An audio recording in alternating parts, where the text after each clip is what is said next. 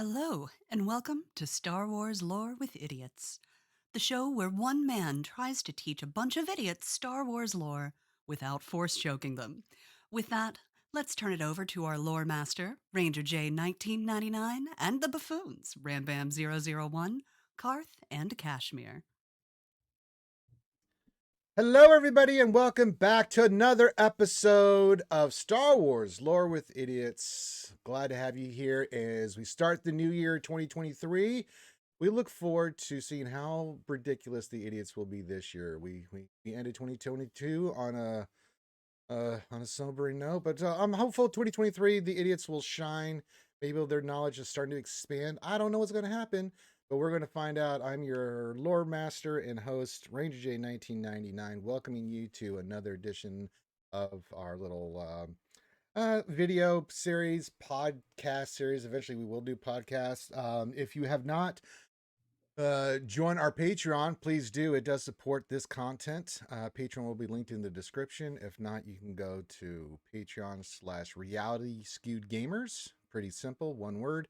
And you can become a Patreon for $5 a month or more. And if it's just for the lore series, you can support the channel in what we're doing with this. And if we get to $1,000, there's going to be a lot of things that happen. Not only do you get the benefits of being a VIP Patreon, but you also get input on the lore video series. You also, with topics and stuff, you get the lore series early. And if we get to $1,000, then we'll start uploading this on Podbean, Audible, iTunes, all that. But we got to hit the mark for the financial support to do those kind of things. So if we can get there, then we can start doing those kind of things. That being said, let's introduce the idiots and get into our topic for today, because we're gonna be here a bit. We'll start with Rambam. Rambam, what's going on, buddy? What's going on? I know it's a little early in the day, but is anybody drinking today? I just poured a little bit of Glenlivet just to, because it's tradition here to drink a little bit while we're doing this. Are you doing anything like that, Ram, or is it too early for you? Nah, it's too early. I got stuff I got to do today. So, Karth, you're giggling. Is that not too early for you? I mean, it's just Irish coffee. That's all. Yeah, okay.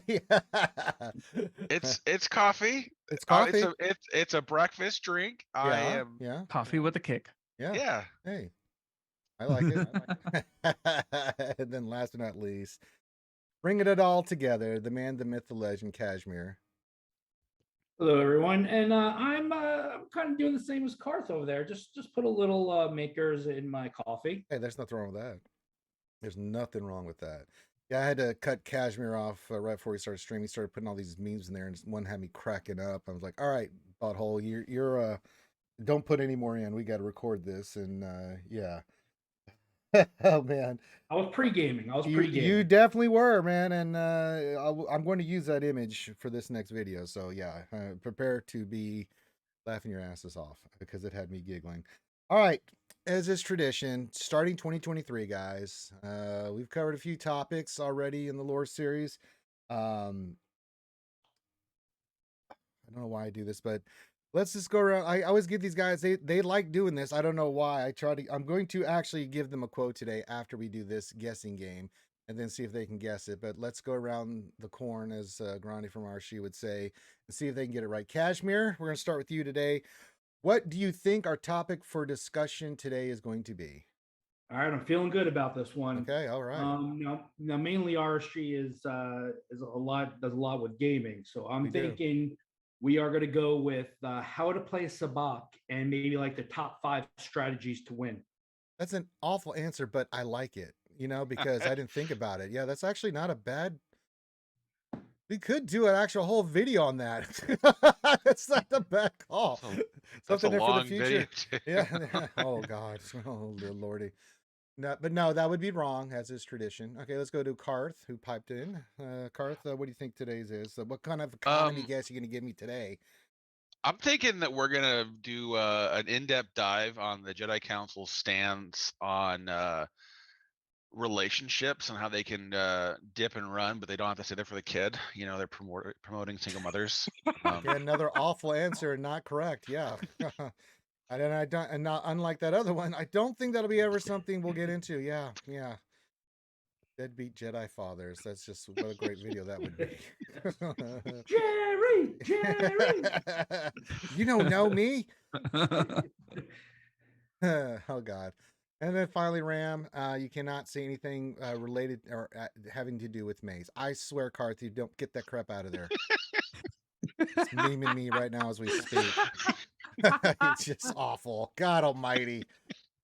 Just ridiculous. Okay. All right. Ram, what do you got for me, brother? Nothing related to Ram or anyone related to Maze. No Maze stuff, period. So give me an answer here. Your best guess.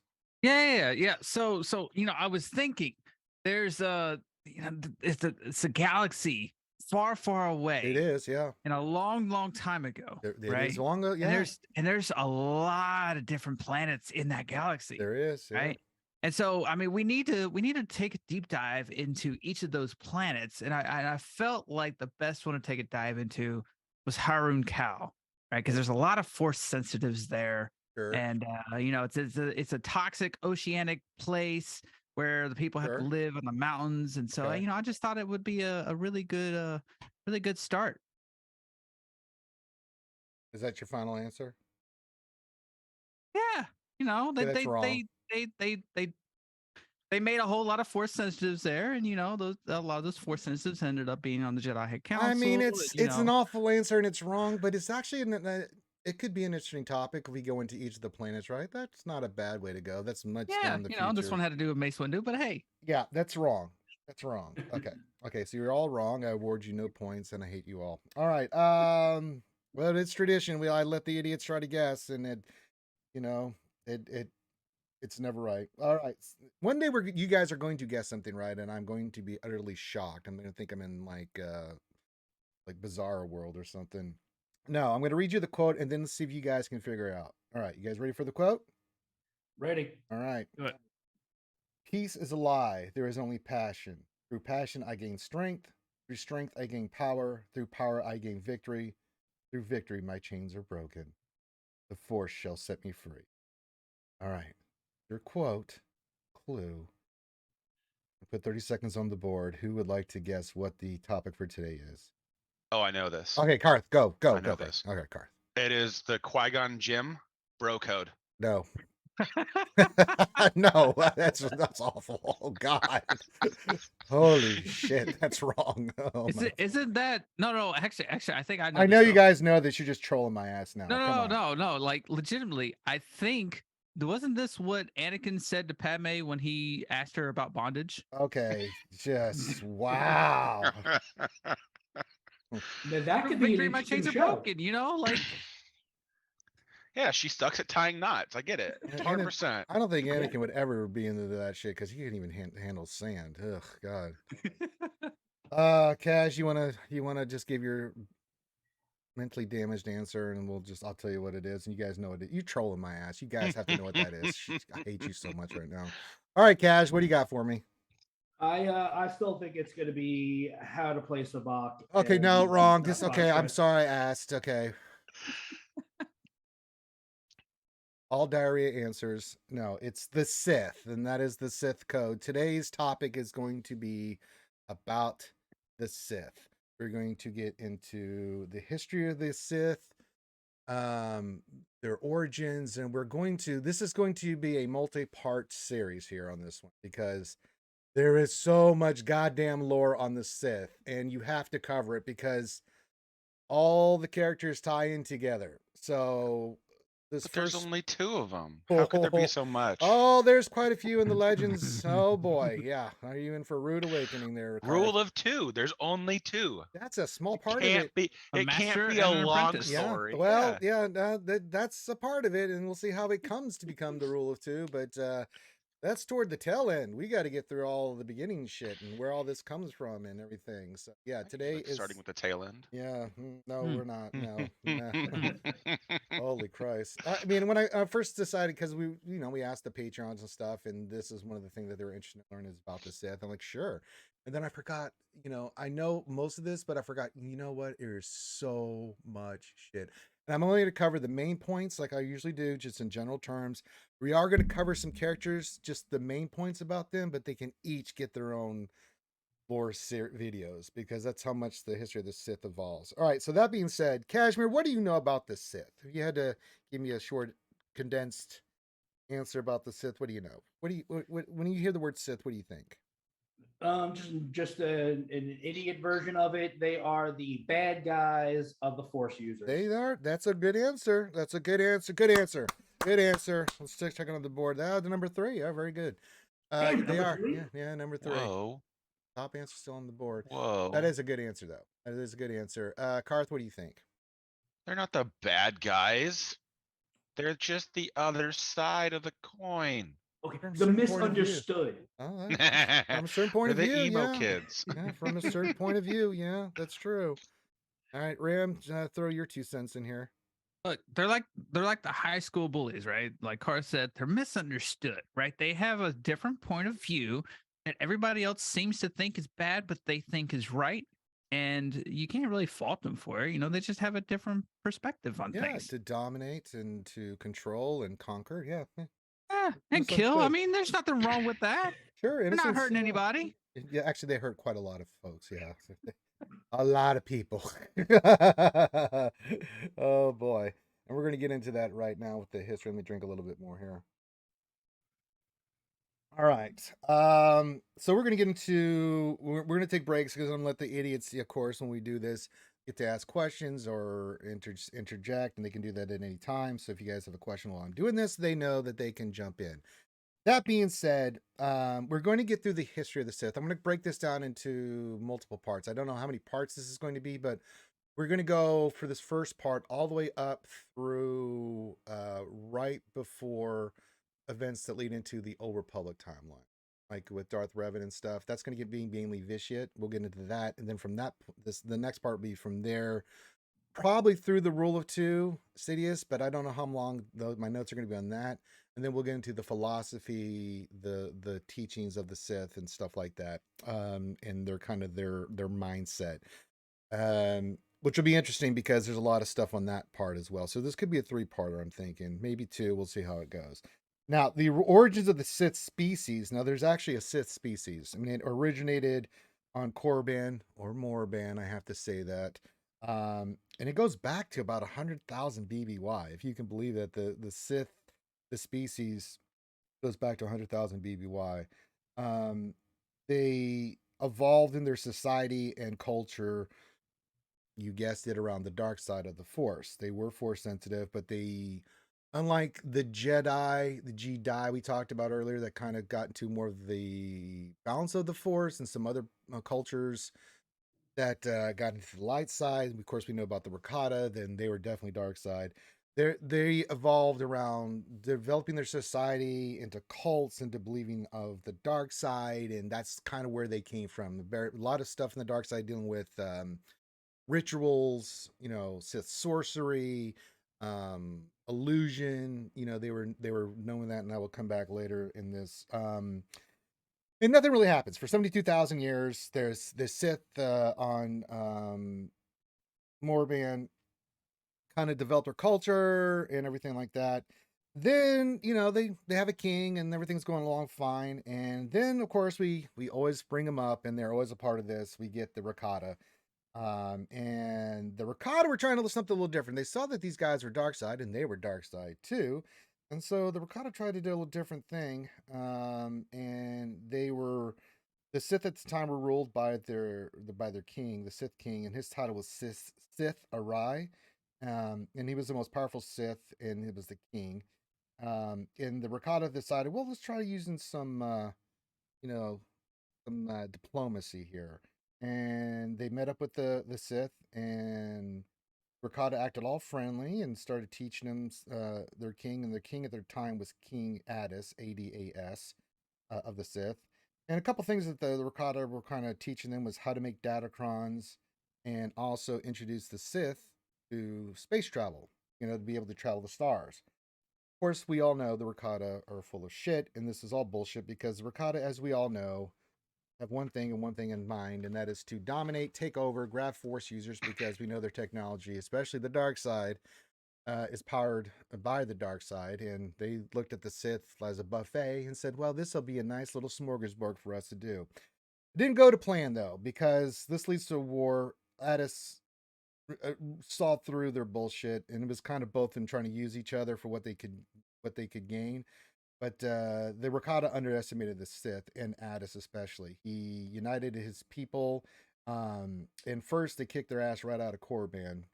Then he did a crazy thing where he stole a bunch of their ships, hijacked him, and then with the Armada, they went throughout the system that the Rakata had conquered, and basically kicked their ass out of the Sith system. And this led to the Sith spreading for the first time from their home world of Korriban to colonizing planets like Zois, Tund, and of course Malachor 4. Um, Now, Addis helps them defeat the Rakata, but right at the end of this conflict, after they get rid of right at the end fight where they defeat the Rakata, Addis is killed, and this leaves a huge power vacuum. And instead of the Sith growing their empire and stuff, now they've taken over all these worlds and stuff, and they all become their own separate entities. This leads to endless civil war that lasts for tens of thousands of years. So this leads for the Sith Empire basically constant infighting, constant civil war. No one ever takes charge. It ends up for a lot of their planets being destroyed, their cities being destroyed, and basically causes the Sith to regress. So they're not as technologically advanced or as powerful as they could have been. And the fighting is so bad that Korriban, because of all the dark side shit that they're using, and they use a lot of dark side stuff, becomes unlivable almost. It becomes the world that we kind of know, and it actually becomes a tomb world for the Sith. And the Sith abandoned Korriban and make their capital, the main planet on Zois. They have colonization on the other planets because of the war, but the Sith are never the same afterwards, and that's going to lead us to the next thing that I've been wanting to talk about for a while. But the Sith species itself is in disarray. It's had thousands of years of civil war. No one's taken charge. The planets are getting destroyed. Korriban does get basically so corrupted by the dark side, it becomes a tomb world, and the Sith are pretty vulnerable at this point to people taking them over. So we're going to take a pause here like we always do. Let's go around the corn to the idiots. Rambam, any questions so far? Negative. Shocking. Parth, Cash? I got a legitimate question. Okay. You say that and I get scared. I did not know the Sith were their own species. Were they like, how did they look? Were they like humanoid? Yeah, they're humanoid. If you've seen the Old Republic game and you see Sith pureblood, that's kind of what they look like. There will be some crossbreeding here soon. And the Sith, but they still consider themselves Sith purebloods, and we'll talk about it. But yeah, if you've played the Old Republic, you see what a Sith looks like. The red skin, the tentacles coming from the face, all that stuff. Yeah, that's what they look like. And if you want to know what they look like, their cash, then our boy Carthus put a picture of that in the Swoggle channel. So otherwise, they look corny. They look what? Corny. Oh, I thought you said corny. I'm like, what do you mean they look corny? Corny. Yeah, so that's what they look like. Yellow eyes. They have the humanoid hair. They look humanoid, but that's kind of, if that helps you out there, Cash. Does that give you a better understanding what they look like? Yeah. I'm just waiting now to go more in depth in the crossbreeding section of this. So I'm going to shut up. No, it's good question. He wants to know where he can sign up for that process. It's like, how do I become a part of this? How can I get more Sith to look like me? Now we get into something I've mentioned before on previous episodes, the 100 Years' War. We talked about previously how the Jedi in their story, we covered them. The Jedi, we talked about the first great schism or the Force War, and that's when the dark side first made its prevalence known. They were defeated. The Jedi formed the new Jedi formed the new Jedi Order, and the Jedi Order basically evolves to where it is to around where we're at the time, about 7,000. This is around 7,000 BBY. And again, as is prevalent, as the Jedi started going more into the light side, there were still here and there some people that wanted to get back to the roots of the dark side, but it never really amounted to anything. So about for 18,000 years, you know, the Jedi evolved. And around 7,000 BBY, we have what's known as the next Great Schism. And it's called the 100 Years' War because the war lasted for 100 years. Around this time, a group of Jedi left the Order to follow the dark side. They wanted the main reason they did this is because they wanted alternative uses of the Force, and they wanted to learn the dark side, um, like their ancestors, the Jedi, had done. However, the dark side, when you just focusing on the dark side and not balance, corrupts, and this is what happens to them. They learned through the dark side that they could twist life to serve them, and they could also create new life, which they do with monstrosities. We'll get into. Of course, the Jedi did not like this, and again, this starts leading to a split, and eventually leads to small conflicts that leads to the second great schism, and this they started calling these new Jedi Dark Jedi. That's where the term Dark Jedi comes from, and this leads to the 100 Years' War. And so, for 100 years, these different factions warred throughout the Republic, um, using the dark side, the new Dark Jedi, using Sith alchemy and other things, dark side powers, altered soldiers, beasts, and made monstrosities. Things like you've heard of, like the Leviathans. Um, and for 100 years, this conflict went on, and it was brutal. But eventually, the Republic and the Jedi would eventually win. And at the Battle of Corvus, and because of how Sith goes, they're always lusting after power. The infighting, this will be a theme with the Sith, led to their downfall. The survivors were captured, and they were rounded up, put into a ship, and as punishment, they were exiled into the unknown regions. And the unknown regions at this time were vastly greater than they were today. And so the Jedi, you know, being the Jedi, the Republic, they just said, "All right, give us." They confiscated all their shit, put them in a ship, and then just launched them randomly into space. Unfortunately for the Republic, the place that the Sith ended up, these Dark Jedi, was in the Sith space. The exiles, and they were led by their leaders, Ajunte Paul, Zozan, Remus, Dreda, and Thorsa Sin. When they arrived to the Sith space, they arrived at Zoist, and they overwhelmed the Sith, who were dark side users, but these guys were way more powerful than the Sith, right? The Sith had civilization at this time still used the dark side, still did their rituals, which impressed the Dark Jedi, but they were no match for the dark side Jedi that were there. The Jedi kind of laughed because they tried to use illusions and stuff to scare these Dark Jedi, and the Dark Jedi were like, really, and basically dominated him. And the Sith were so impressed by the power of the dark side within these exiles, they were proclaimed Gen Jedi, or Dark Jedi, in the Sith language. um and of course, these guys, Sith, always crave power. They formed and tricked the second in command of the Sith at the time. They overthrew the king of the Sith, that was the king, and the control of the Sith Empire. The main leader who was in charge of, who really led the charge on this, was Agente Pell, I'm sorry. And he started to remake the Sith into a Sith Empire and militarize it and get everything and organized. And he made the other Dark Jedi Lords of the Sith. And they would use their knowledge of space travel and their advanced technology and their advanced knowledge of the Force to again go through the Sith Empire, retake the planets that they had before, and expand the Empire like it was. Now, Korriban was still officially the tomb. It was a tomb world, and from this time forward, all these Sith lords would be buried with their treasure, trinkets, items that they gained during their life, kind of like Egyptians did with their burials. And they would be a massive amount of dark side energy, and they would make these tombs. And this would become important in the future when people would go to the dark world, the tomb world, and their spirits would live on in these items and tombs. Remember that. Um, the power structure worked that there was a council, and they would fight for the top spot, and the most cunning and powerful would always gain the top title of Lord of the Sith. Um, throughout history. And we will definitely talk about this guy.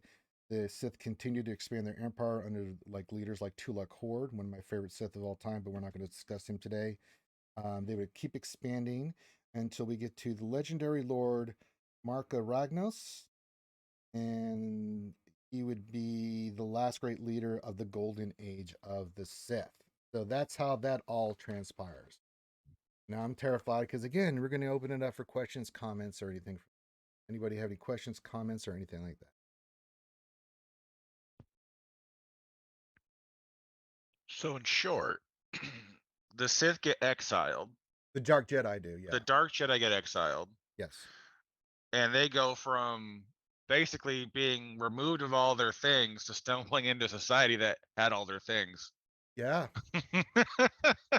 So basically, it's just like, well, the gods have arrived amongst a ready civilization that is already practicing what we would like them to do. So let us just usurp control here and Yeah. plan our revenge. Yep. No, I think it's really interesting with the Sith that they take. I mean, granted, you know, it's how we built that world as people of this age, but the Sith culture takes on a very much a Egyptian kind of a society. It So it's really kind of fun to. does. It's kind of cool to see that distinction and how they end up building that up. It's not quite the same, but it's similar.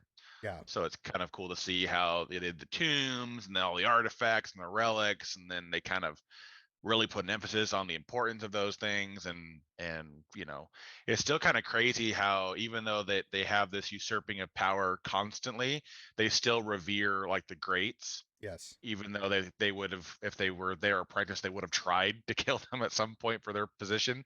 So it's still kind of interesting to see how there's still a line of respect that's in there, even though they fight each other all the time.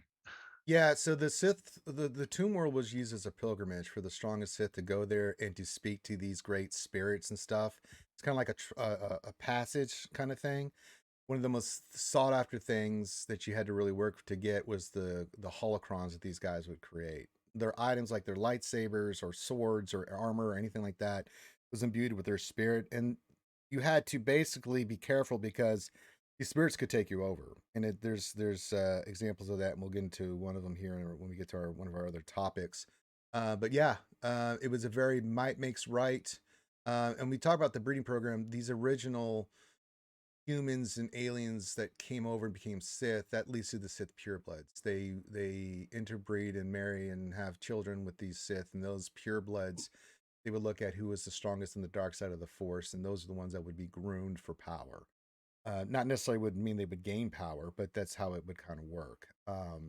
But it was really, you know, whoever was the strongest in the Force, the dark side of the Force was the ones that would rise through the ranks the most. But they believed in, you know, two strong dark side users had a child. Well, they should have the dark side in them, and you know they were groomed to be nothing but the dark side. And the Sith really developed their sorcery at this time. When we talk about the golden age of the Sith, the very few lightsabers existed. They're only the top Sith had lightsabers, and most didn't prefer them. They usually preferred Sith swords.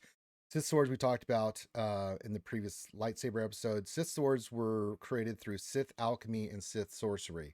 And it was imbued with enough dark side energy in the way it was made that it could block a lightsaber. That's how powerful it was, and it was so sharp it could cut through anything.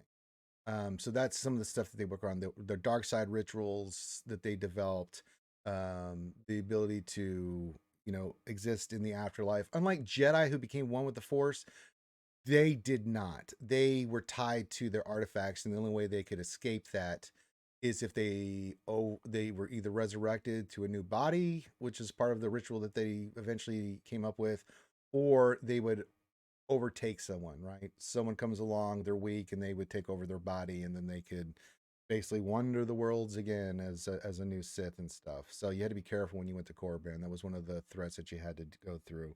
But yeah, they developed. They kept expanding. The Sith Empire grew to multiple worlds and multiple planets and multiple systems, and they expanded for quite a while. And then we get into. Is there any other questions or anything about that? Good point there, Karth. Well, it sounds like they're very like almost like an Egyptian type of society, or they do a lot of Egyptian things, and their holocrons were pyramids, if I remember correctly. Yeah, they were. The Jedi holocrons typically were multi-shaped Or ones. Yeah, but a lot of the Sith holocrons were triangles. There's a lot of similarities, not exact one for one, but yeah, there's a lot of similarities in kind of the culture and beliefs. I mean, these Dark Jedi were pretty much worshipped as gods, because of what they could do. Dark side of. Then when you have a society like the Sith that has regressed and is not primitive, but when you see somebody at that level, I mean, like magic. If you see something, you know what it is, and you're at that stage, you're like, oh, they're gods, So that's kind of what happened. Well, it's like their understanding of when the Dark Jedi came to them, their understanding of the Force was primitive in comparison. It's like they were learning how to make illusions, Yeah, where these Dark Jedi were like, they could commanding the force choke, Force. lift Yeah, things, throw people. They could do all kinds yeah, of stuff. lightning. I mean, the power just seemed, there was no scale for the power of that magnitude for them to even compare things to. Yeah, So like they're just like, so I mean it's common in a lot of cultures that when you see something that you can't explain, that they just become a deity.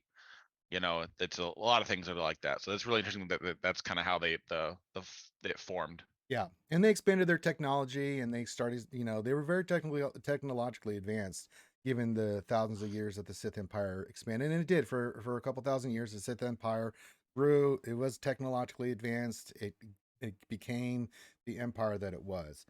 Now we get to the Great Hyperspace War, the first Great Hyperspace War. And this begins with the fall of one of the greatest Sith empires, kings, leaders, lords of the Sith, and that was the death of Marka Ragnos. Now, Marka Ragnos um, had ruled for 120 years, and had really expanded the Sith Empire and united the Sith in a way that had not been seen before. And this is at the tail end of the golden age of the Sith. Now, upon his death, there were two suitors that had gained followers and power to vie for the throne. His two subordinates. One of them was Nagas Sadao and Ludo Kresh. Now, during his funeral, they both participated in the funeral. But these two hated each other, and I mean hated each other, and they were definitely vying for the top spot as Lord of the Sith, and they wanted to be the top Sith and rule the council and again rule the Empire. So during his funeral procession on Korriban, uh, words were spoken by both sides, and those two, and they're getting ready to fight. They just said, you know what, F this, let's throw down right here and right now. However, when they did that, the duel was stopped by the spirit of Ragnos, who counseled the two to pick their fights carefully. And he warned them that the balance of the Sith Empire was on the line. The two stopped fighting for a moment to listen to Ragnos. They finished the funeral, but as soon as the funeral was over, they prepared. As soon as as soon as the rites, they buried him and everything. I mean, they're like, okay, well, we heard him. Let's duel. Let's fight it out. They're gonna go at it to see who was going to be the top dog. But as fate is always the will of the Force, if you want to call it, they were interrupted again by the arrival of two explorers from the Galactic Republic by the name of Gav and Jory Daragon. And this would set off a chain of events that would lead to the Great Hyperspace War. Now, we need to take a step back. The Republic at this time didn't even know about the Sith Empire. They had no idea about the Sith or the Sith Empire, and they'd kind of forgotten about the Dark Jedi. At this point, the Republic had expanded itself. It was a peaceful, more worlds had joined. It was still ruled in Coruscant by the Empress Teta. Coruscant was not known as Coruscant at the time. I don't remember its name, but it had a different name, and it was ruled by the Empress. But the Republic was starting to take shape and take hold, right? So at this time, this is what's going on. But had never heard of the Sith, don't know anything about the Sith. And these two, brother and sister explorers, they were looking for new hyperspace lanes. They were looking to see if they could come across any new civilizations, set up trade routes, those kind of things. And they just happened to pick the unknown region of space, as the Galactic Republic knew it, as a Sith Empire. They came there in peace, saying, "Hey guys, what's going on?" And the Sith were like, "No," and put them into custody immediately and imprisoned them. Now, this caused the two Sith to set aside their duel again, and the council got together, and there was two sides, and they both disagreed, one for Sadal and one for Kresh, and they disagreed on what to do with them. Kresh, thinking that they were prelude to an invasion, wanted to execute them immediately, and Sadal looked at them as an opportunity, as tools for expansion and conquering of the Galactic Republic. He wanted to go to war. Not that Kresh was against war, but he was like, he was more cautious. Like, okay, these people just showed up. They're talking about the Republic. We're getting this information. I don't like it. Let's kill them and let's get ready for an invasion. And Sadal saw it the other way. Sadal, they argued back and forth. No sides could come to terms on it with the council. And then, of course, Sadal, being the treacherous butthole that he is, he has to plot where he used Jory and his sister, I get their name confused. La, la, la, la, la, la, la. Jory, and who's the other one? Aragons. God, I always get that name. Oh, jeez. He used the siblings in a plot to get the Sith to go to war. So what he did is he took weapons from them, assassinated a Sith Lord. He allowed them. He made it look like they escaped, which they didn't. He imprisoned the sister, or he kept his sister on the ship, and then he turned the brother to the dark side, and he would be one of the people, the generals that would lead the armies into the Republic. So he made it look like they assassinated one of the Sith and escaped.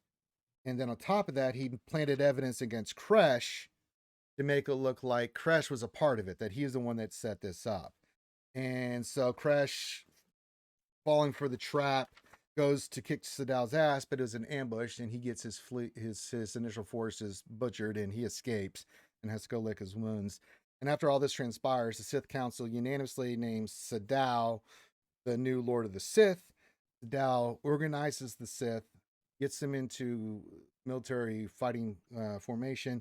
He sends the sister back to try to warn the Republic as kind of as a prelude to what's about to come, because he's using them as basically a kind of a, I'm sorry, the brother as a spy to. Of course, the old Republic doesn't believe him. You know, I found these Sith and blah blah blah, and they're going to come invade. And the Galactic Republic is like, yeah, we don't believe you. You're full of shit. You know, what the hell are you talking about? And that's when they attacked. Because the only one that believed the story was Empress Teta. And she had got her forces on Coruscant organized. But it wasn't enough. The Sith came in full force. And one of the things that the Sith did that was pretty smart on the initial, because their initial attacks went very well. The Sith attacked in multiple pronged strategy, attacking multiple worlds at once, and they overwhelmed the Republic forces. However, their strategy evolved around using Sith illusion. So when they would invade, they would send in their warriors, and they were led by their Dark Lords, and they would use illusion, dark side powers to make it seem like their forces were tripled or quadrupled what they had. And initially, it completely threw off the Republic, but the Jedi were involved fighting the Sith, and they figured it out. And so the Sith initial gains were pushed back, and then Empress Teta and her forces got involved and started kicking the shit out of the Sith and started pushing them back. You guys with me so far on everything that's going on here? Any questions? All right, we're gonna move on. I know it's a little convoluted.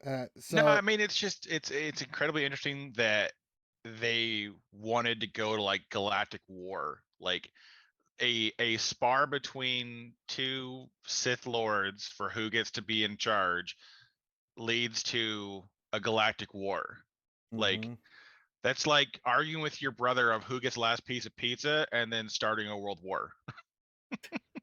It just seems so ludicrous, like how it escalated so rapidly from No, it's my turn to just like, and the galaxy's at war once again. Well, Sadao was just one of those guys that he just craved power so much, and he thought that it would be. He overestimated his forces and he underestimated the Galactic Republic. Right? He thought because Yeah. he had delusions of grandeur. Right? That he was so strong that, and he was using that to secure his power. If he could take over the parts of the Galactic Republic, right? Then he would not only would he expand the Sith Empire, but he would further cement himself as the Dark Lord of this, right? Yeah. The main Well, guy. and that's the folly of using tactics against the enemy you've always fought against a tactic against an enemy you've never fought. Right. You know, that's always fun to see throughout history is, you know, you use tactics against people you fight all the time and it works, and then you use tactics against people you've never fought before and you just get absolutely steamrolled. Yeah. So Yeah. it's interesting to see how that plays out. Yeah. So during the war, during the conflict, Sadao with his main flagship was basically planted in front of a giant star. He sent his forces out. They started getting pushed back until they get back to where he's at, and it's Teta and her forces coming at him. Sadao supernovas the star so his forces can escape, and they do. They head back to Korriban, go limping in, but they're still a strong force. When they get to Korriban, they hyperspace in. Guess who's waiting for them? Crash! Crash was waiting for them to come back because he had taken the calculated strategy if they lost that he could defeat Sadao and then he could become the new Sith, right? Get rid of his rival and then unite the Sith because he still believed the Republic was going to invade. He was right; they are going to invade, but not because of they had planned an invasion. Because the Sith pissed them off. You don't poke the bear and have the bear not come chase your ass. So they have their fight. Sadao, being the coward that he is, has one of his ships ram into Kresh's ship, and they blow up, and Kresh is killed. The fight ensues, but Sadao comes out on top. So they're licking their wounds. They win the war. They win this battle, and Sadao's thinking, all right, the battle against Republic, I'll get another chance, and I defeated Kresh. Now I really cemented my place. They forgot about old Empress Teta. She ain't having it. Teta was one of those people that she's got a scent and she's not stopping. She followed their ass all the way there, and she was on the hunt, and she arrived just as right after that battle concludes, and they're not prepared, and they go in there and just beat the crap out of the Sith. Now, Sadao, being the piece of shit that he is, coward, flees with his warriors, and we'll get into that in a second. But they defeat the forces initially. They're Empress Teta, but the war drags on a little bit longer. The Sith resist, but they eventually lose, and the Galactic Republic goes through and just the main homeworlds they kick this shit out of and defeat the Sith, and the Sith once more the great age of the Sith is over. Now Sadao, and the reason we have to talk about him is he escapes to Yavin 4, and he starts building a new kind of he takes his Masasi warriors with him, and they construct the temples that you see in episode 4. Those are all the temples that Sadao created. Those are Sith temples. And the reason he created this was because he believed that the Sith would rise again one day, and he used these temples as one to honor because he was a narcissist, him, and two, he went into stasis and went to sleep because he was waiting for the next ruler of the Sith, and the next one he believed could lead the Sith Empire into the future, and so the Masasi warriors were his guardians. That's where the Masasi warriors, and they come way far into the future, like after the battle of Yavin, after the Return of the Jedi. There's stories about this temple, and it has a lot of back and forth, but that's where Sadao ends up. The Sith are defeated, and the Republic goes into its golden age as they have just defeated the Sith in the First Great Hyperspace War, and they get peace. And this is the end of the Sith, as the Sith Empire was formerly constructed, and it would have a major impact on the galaxy. It would have a major impact on the galaxy moving forward. And that was a great hyperspace war. Now, there's a lot of Jedi and heroes and stuff like that. We're not going to get into those. I mentioned the main characters. Again, we're not going to get into the minutia details because there's a lot of minutia details when we talk about these wars and stories. There's a lot of battles and story arcs that happen, but we're not getting into that today. We're mainly cover the main points that happen with the Sith. And then we're going to take a break for another chance for questions until we get to our last subject of the day. So, what questions do you guys have? Karth has been asking some good questions. Ram, Kashmir, you guys are awfully quiet. Are you just soaking in the information, or is it going in one ear out the other?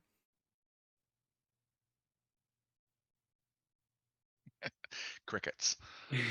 Oh my god. No, I'm learning. I'm learning some good things. Things that I did not know before. Things that I've heard of the 100-Year War. I heard of a hyperspace war, but never really delved into it. So I'm just sitting back and enjoying. All right, Ram, are you eating lunch? What are you You- doing?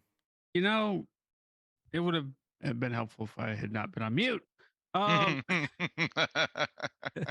was asking questions like these guys. Okay, Rangers just ignore me. Okay, I must have pissed him off earlier with the Mace comment. No, you were muted. Yeah. No, it's just What are your questions? You can fire back at lot some to of. take in. Yeah, it's It's a a lot. lot to take in. And this Like- is just early parts of the Sith history. There is so much to this. That's why I'm breaking this up into different sections, because they all tie in together, and you can't skip like the next person. Like we're gonna get into Fred and Nad. Read and nod. Fred and Nad, right? Read and And nod. Yeah. You have to discuss him because he ties into XR Kun, and he ties into the rest of the Sith that come afterwards, right? So you can't skip this stuff. It's not like, I can just go over. You have to cover it because it ties in together, right? So, but what questions did you have, Ram, before we move on?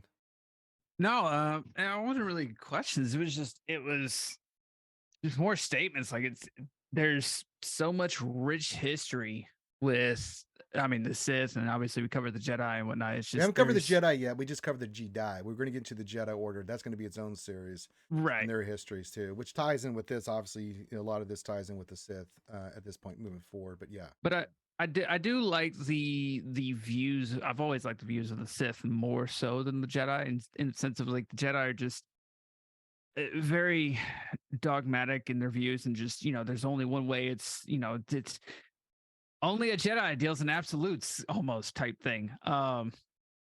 Whereas the Sith are just kind of, I'm gonna do whatever the hell I want to do, and nobody's gonna stop me. And I'm craving power and whatnot. But I felt like they understood the Force in they're much both deeper sense. Yeah, unlike the Jedi, which believed in balance, right? You had to have balance. Bendo.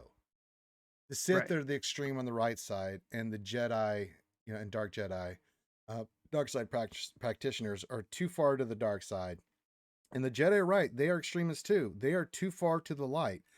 Good, right? But they're too into the light. Again, I always bring up that scene in Rebels where Kanan meets the Bendo, that giant creature, and he says you are like screaming in the light side of the Force, and awful. It's giving him a headache.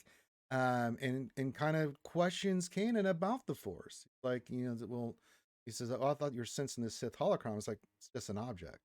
What you do with it in the Force, kind of thing. And it really throws Kanan off. And Kanan's like, "Huh, I never thought of it like that." So yeah. Yeah. Which was- I always like the more gray Jedi. The gray Jedi and the kind of neutral Sith almost that are just Yeah, Well, we'll get I- into I them. understand the Force and all that we'll stuff, cover yeah. those guys Yeah. eventually too. yeah. The thing I kind of like about how the Sith operate is a lot more agency to just trial and error things.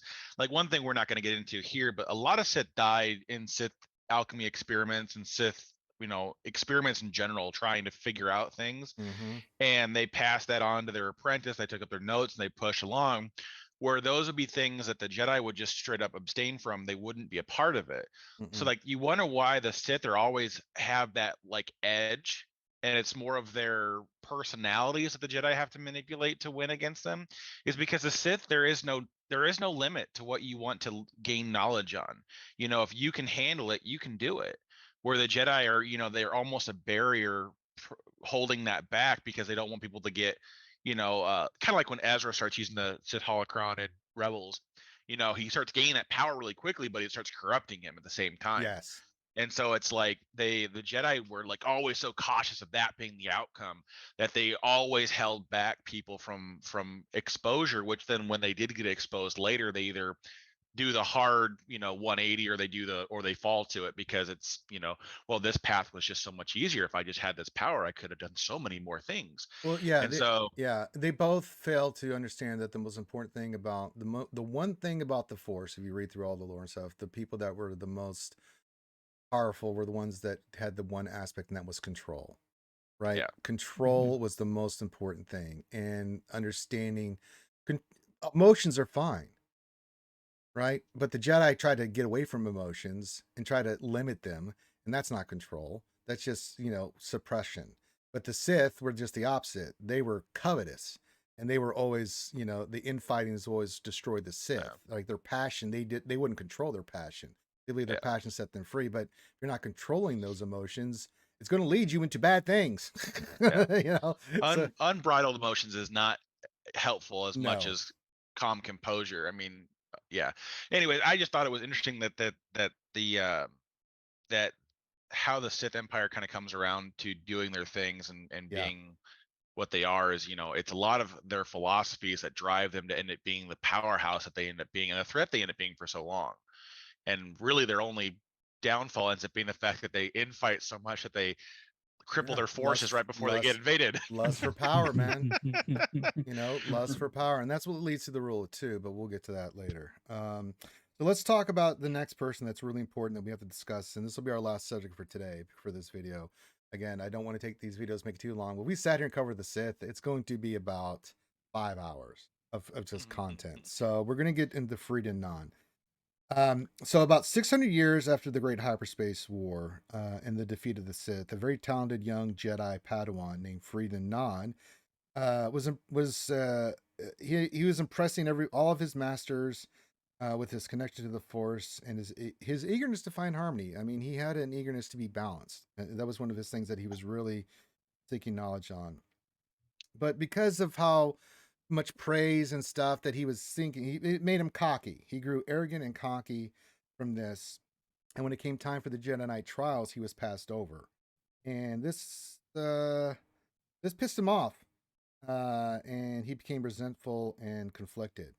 Now, wanting to become a Jedi Knight, he sought the knowledge he went and found Jedi Master Mada Tremaine to show him what he needed to do to become a Jedi Knight. So she tested him. But he didn't understand this was a test. So what she did was that she was testing his patience. One of the key aspects of becoming a Jedi Knight. She started ignoring him and caused him to lose his temper until he grew just bloodlusted. And then she said, when he was fully bloodlusted, as he was walking away, because he was like, okay, you're stupid. I don't want to do this. Starts walking away. He's fuming. She's like, okay, fight me. And so they duel.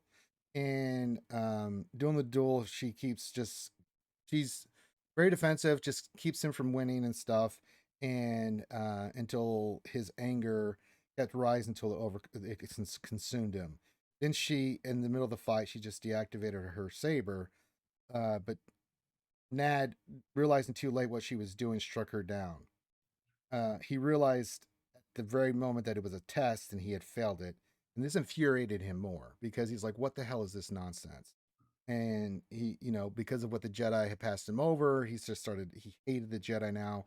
And the dark side started taking over him. He believed it was a ploy by the Jedi to remove him from the order. So he said, F them.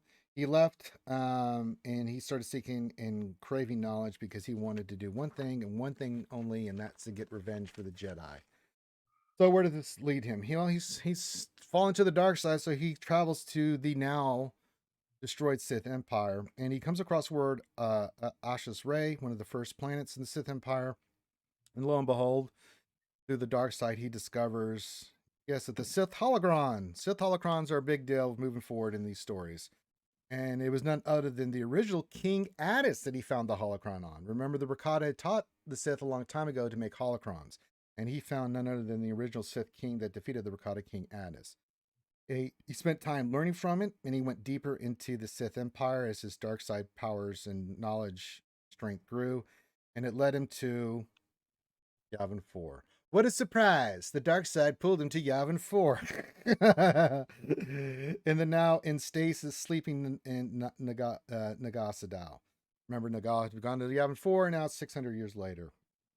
Sadao awakes to the presence of Nod, and through him he saw the power and the ability that he believed to restore the Sith Empire, and agreed to train him, which he did. He and like all Sith, they trained for a long time. And when Nod believed that he was strong enough to take over, he slew Sadao and took the title as the new Lord of the Sith. And so he leaves Yavin 4 with all this new Sith knowledge, and he's ready to start making his mark in the Republican. You guys with me so far? Yep. Okay. Yep. From there, he travels to Onderon. Not Alderaan, but Onderon. He arrived at the planet, and it was a very, there was a planet that was very, forested, kind of like Endor. It had one major city, the capital, and when he arrived, he wowed the people with his dark side powers and force magic and quote. He took control because he was super powerful, proclaimed himself the new king and ruler, and would start the line of Onderon monarchy with his dark side presence. And by presence, I'll get in that in a second. And he fires a bunch of kids and stuff, and that becomes the ruling family of this planet. And they start, their thing. He does die, but what he does is he creates this great Sith temple underneath the capital, and puts a tomb there under the capital, and it's called Izz, Izz. And it became a huge nexus for the dark side. And at this time, when he was ruling, he got rid of all the dissidents, corrupted everybody. They become dark side practitioners, and his followers all become the cult, and they do dark side stuff there. It leads to conflict with the people that don't want to be a part of that. He murders a bunch of them as he takes over. And they become the Beast Riders of Onderon, and this leads to conflict with them all the time. So the monarchy is always fighting these guys, and it leads to other stuff. Fast forward, we get to King Omlin and his queen Amenad, and they came into the power of the throne. And at this time, wanted to see who was stronger in the dark side. He started training both of them because he trained all the monarchy, but he was looking to resurrect, and he thought that these two might be the vessel that he could use for his resurrection. So he pitted them against each other and stuff, and started training the dark side. Unfortunately for him, Amun, who was very strong in the dark side, lost control of the dark side, and because of this, the dark side took over control of him in his body, kind of just corrupted and destroyed his body, where he had to be in an exoskeleton to do anything. At that point, the queen takes over, and she becomes the ruler. He's still the ruler by name, but he's kind of lurking in the background with Nod. But the queen's the one that takes control. The queen at this point is like, well, I've got power. What do I need you two assholes for? And so she goes away from the dark side and focuses more on diplomacy and diplomatic stuff, and being a head of state. And she abandons those two to the tomb. Now, this pisses off Nod, and he can't use Omen but just as a tool. And so he comes with a plan to cause fear into the queen.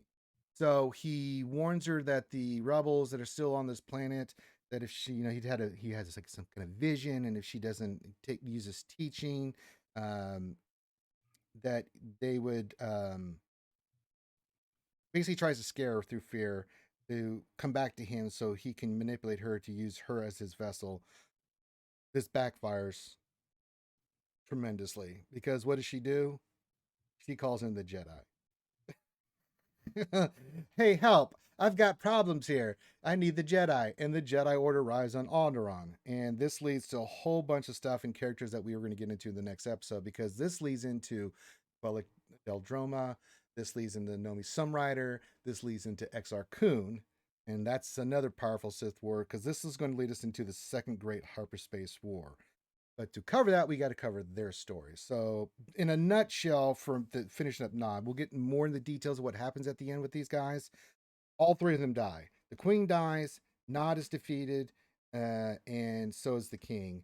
and they all meet their demise through this conflict that arises from Onderon.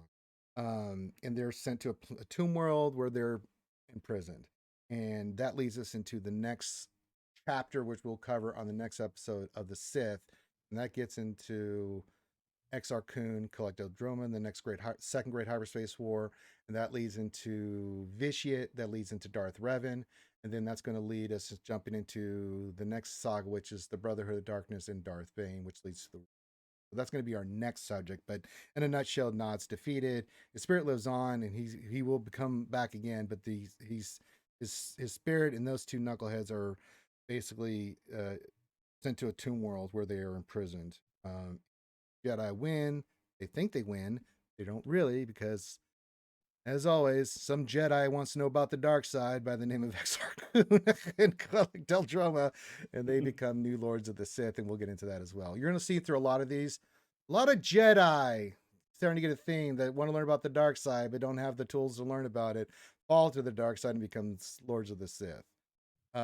It's going to be a main theme here. And that's where we're going to end today's stream. This is the first part of the saga that is this history of the Sith. And the next one, we'll get to the rest of the history, and we'll get into the philosophies, teachings of the Sith, the rule of two, and some other things about the dark side and the Sith history and their characters. So, that being said, I know I threw a lot of stuff at you guys, idiots. Let's go to you, Kashmir, first. What are your thoughts and or questions and or comments? No, you went over a lot. I've definitely learned a lot today. I mean, I just hope next week when you ask what the topic is, you choose me first. This way I can get it right. Yes, right. Okay. Christ in heaven. All right, Rambam. Yeah, no, I'm definitely interested to talk more in depth about specific Sith, Exar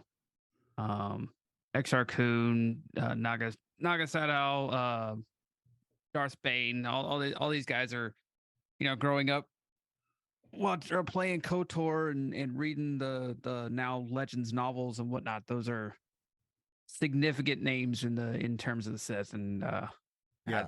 they've got a very rich history. Yeah. For something that's completely made up, like, it's cool to read about it. Yeah, unfortunately, a lot of this is Legends material.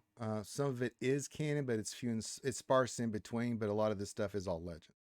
The Sith, if you look at the actual canon stuff, not a lot of stuff from the early Sith and stuff. It's if you have to look at the Legends material. I pulled this stuff from Wikipedia, and I've got the Jedi Sith source book behind me, and some other things that I pulled together to, come up with what the main points. Now, we haven't gotten to the characters. Like, we didn't go into depth on each of the Sith characters, which we'll eventually do in the future content. But yeah, you have to mention these names. Like, when we get to the next part, we're not really going to talk about Darth Revan because we already did a video on him. We are going to get into depth about Vitiate because he's a big key factor. After Exar Kun, it's going to be Darth Revan and Vitiate. And then after then, we jump a couple thousand years into the Brotherhood of Darkness and Darth Bane's saga. And then we get into Palpatine. So yeah, there's a lot of stuff there. Karth, any thoughts, questions, anything like that? I mean, the thing that I find interesting about the history of the Sith is that they are almost the most resilient faction of Star Wars, because so many times they are driven to near extinction and then come back. Yeah. And part of it is like kind of how we saw with Frida Nod, is how he basically just comes into a already established culture, and just through his force and prowess and everything like that, he's able to just take over and name himself king. Which, when you're that powerful versus somebody who's not inclined with the force, it makes a degree of sense. And so it's kind of interesting how, the early tales of the Sith reflect the later experience of like the rebellion.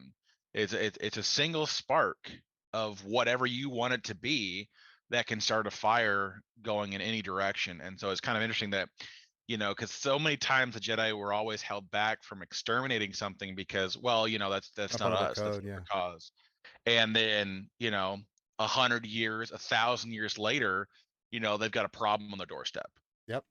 Because somebody's got an axe to grind, versus you or somebody in your past that represented that faction. So it's very interesting to get a large picture of the Sith as their whole. Is like, you were moving very quickly through the timeline, but you can kind of see through each thing how these things get rekindled and restarted and redo their thing.